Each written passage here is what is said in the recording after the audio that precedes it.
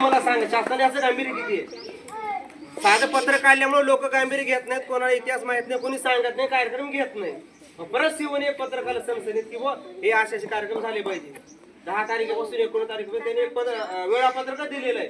त्यांचा इतिहास शाळेमध्ये अशा प्रकारे पत्रक आहे. परंतु आपल्याला जेवढं होता होईल तेवढं आपण कार्यक्रम आपण घेत राहतो. तर मग ही हिस्ट्री अशी आहे. एक आठवण आली म्हणून मला सांगायचं होतं की तुम्ही ज्यावेळेस शिक्षकाची सुद्धा आता बघा, दादा जर शाळेमध्ये आले नसते, त्यांची चर्चा झाली नसती, मी असंच राहिला असतो. परंतु हा इतिहास ज्या आमच्या विद्यार्थ्यांना माहिती झाला नसता किंवा हा विषय जो आहे शासन परिपत्रक आल्यानंतर इतर शाळांमध्ये जसं होतं आता सांगू फक्त फोटोपूजन केलं असतं, काहीतरी फॉर्मॅलिटी केली असती. परंतु मला हे सांगायचं की तुम्ही शिक्षकाची चर्चा करत असताना विधायक गोष्टी, समाजाच्या गोष्टी पोपट होऊन समाजाच्या समस्या असतील, शासकीय धोरण असतील, यावर चर्चा केल्यानंतर कशा पद्धतीनं एक प्रकारचं त्याचं सुद्धा तुमची भाषा ही संविधानिक असली पाहिजे. आणि आपल्याला मला म्हणण्यापेक्षा दादाला खूप आनंद झाला. आपण जे बोललो होतं ते शासनानं काढलेलं आहे. काल त्यांनी मला बोलून दाखवलं, मला खूप आनंद झाला. म्हणे आपली भाषा ही संविधानिक भाषा आहे. आपण जे बोलतो ते शासन निर्णय नंतर काढतंय, अगोदर आपण बोलतो. हे दादा स्वतः मला बोलून म्हणजे त्यांच्या चेहऱ्यावरचा आनंद पण मला बघण्यास मिळाला. मला हेच सांगायचं की आपण शिक्षकाची चर्चा पण करा, अशा काही गोष्टीवर करा की जेणेकरून त्याच्या माध्यमातून आपल्याला काहीतरी आत्मिक समाधान पण मिळेल, असं मला सांगायचं आहे. तर मग तो इतिहास असा होता की औरंगजेबाने नंतर मग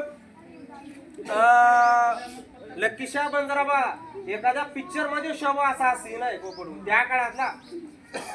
दिनेश, जसं छावा चित्रपटामध्ये तुम्ही बघितलाय किंवा एखाद्या पिक्चर मध्ये तुम्ही बघितलंय, तो हिरो काय करतो, त्या डाकूकडे जातो, त्याला मारतो, तिथून वाचवतो. हा फक्त पिक्चर काल्पनिक आहे, परंतु हा हिस्ट्री कशी आहे बघा, बंजारा समाज हिस्ट्री कशी आहे.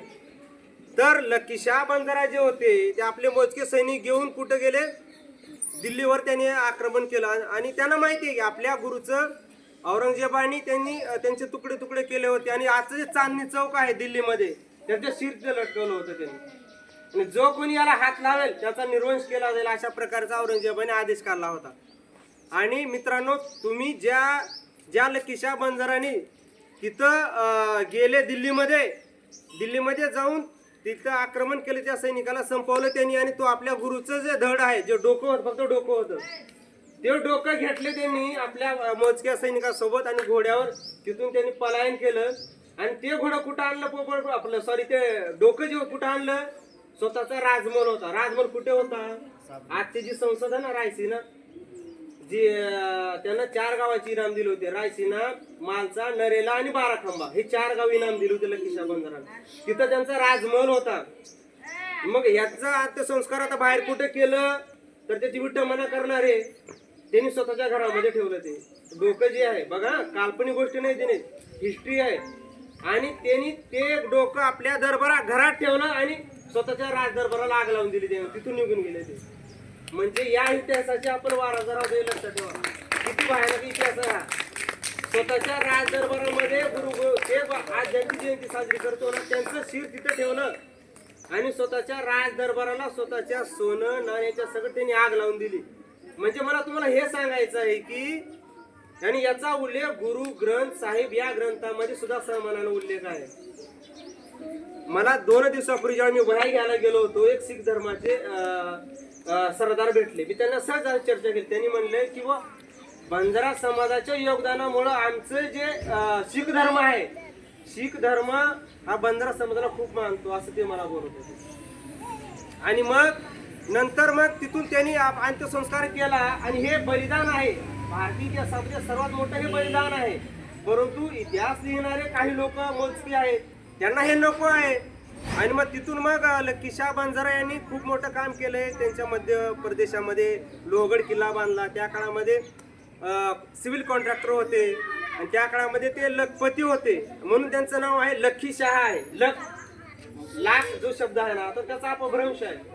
लक्कीशाह बंजारा त्या काळात ते उद्योगपती. म्हणजे आज रतन टाटा, बिर्ला, अंबानी, गोयंका, बच्चन, तेंडुलकर हे सगळे उद्योगपती यांना घरी विकत घेऊन पाणी भरायला लावला, तर आज त्यांची वंश जिवंत राहिले असते. एवढे त्या काळात सिव्हिल कॉन्ट्रॅक्ट किती मोठे अब्जेक्टिव्ह असतील, विचार करा.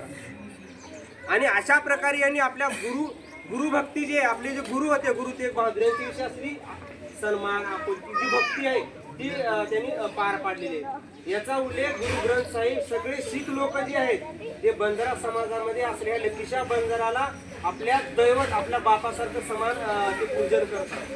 असं ही युक्ती आहे आणि ही युक्ती काही जगासमोर येत नाही.